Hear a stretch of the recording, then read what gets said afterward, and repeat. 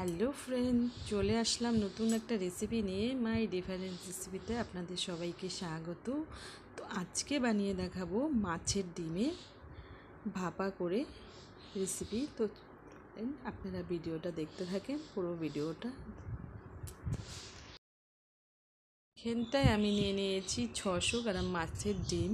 তো মাছের ডিমটাকে ভালো করে ধুয়ে নেওয়ার পরে ভালো করে ছাড়িয়ে নিলাম। তারপর হলুদ, লবণ, তারপরে কাঁচা লঙ্কা, পেঁয়াজ কুচি দিয়ে ভালো করে মাছের ডিমটাকে মেখে নেব।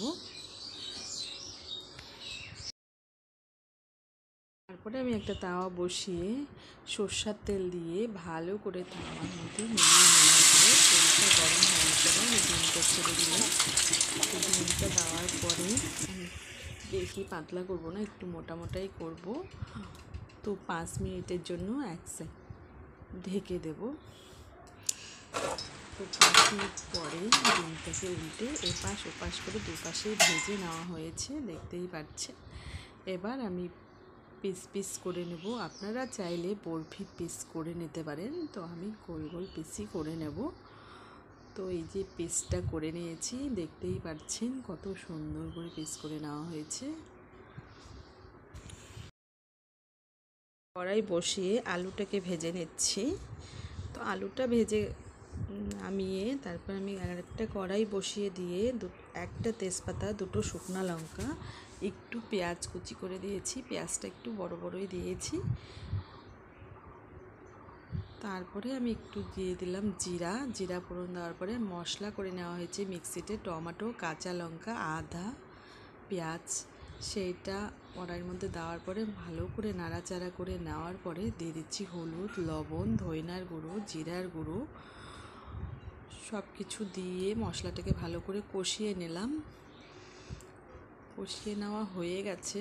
তারপরে আলুটাকে ভেজে রেখেছিলাম, আলু ভাজাটা এর মধ্যে দিয়ে দিলাম। তো দিয়ে দেওয়ার পরে ভালো করে আলুর সাথে মশলাটা আর কিছুক্ষণ 2-3 মিনিট কষিয়ে নেওয়ার পরে তো কষিয়ে নেওয়া হয়ে গেছে। এবার আমি পরিমাণ মতন জল দিয়ে দিচ্ছি।